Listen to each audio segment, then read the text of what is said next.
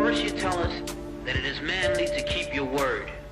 Alright, if you are a man, you keep your word.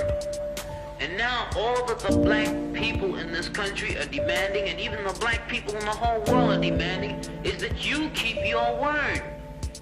You told us we were free. Well then, show us that we're free. You told us that there is justice, equality for all in this country. Well then, stick to your word. And let us see the justice and equality for all. Or else admit to us that you're not a man. You're a word. You're afraid of us. You're afraid to give us equal stand. You're afraid that if you give us equal ground, that we will match you and we will override you. And if that's what you're afraid of us, then tell us that just what you're afraid of. But don't keep hiding it from us and holding this up to us, and every time we ask you for something, you give us a little bit of something, and it's all tokenism. We don't want tokenism. And there are most black men in this world that don't want charity. And yet still every time we ask you for something, you give us a little piece, a little piece. You're playing games with us. We're not children. We're big men. I've seen my father have to put up with all kinds of stuff. He was a big man. He raised a family. He went down south, and he had to go around to the back door with his wife. We're not asking for anything. We're not asking for any favors. All we want is what's ours. Now, there are many black veterans who are coming back, and they're mad. They're angry. Do you think that they're going to sit down through this? Our fathers didn't have the knowledge that we have. They sat through it.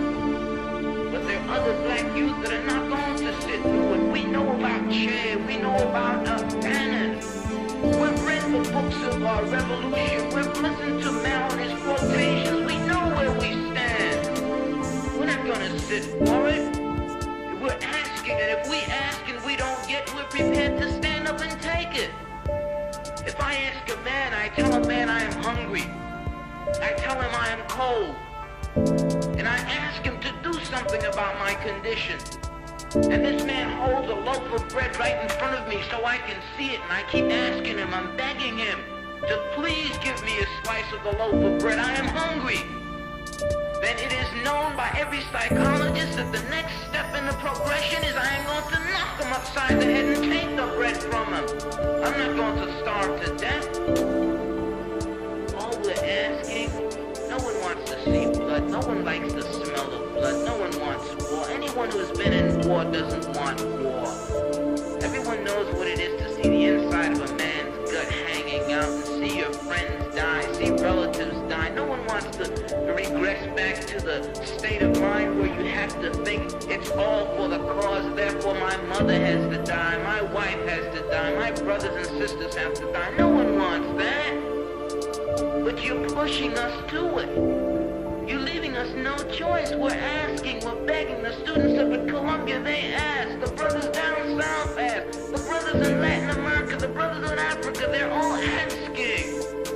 All they're doing is asking. Our fathers asked. Our grandfathers asked. The presidents of our universities, our colleges had to go to your back doors to beg that their children be given just enough money so that they could be taught something to live off. And yet still they ask and ask and ask, and you refuse to give them anything. Now, we're just about out of patience. We're not going to ask anymore. The news media says that it's only the young that are militant, only the young that want this and want that. Okay, but we're 40% of the black population now.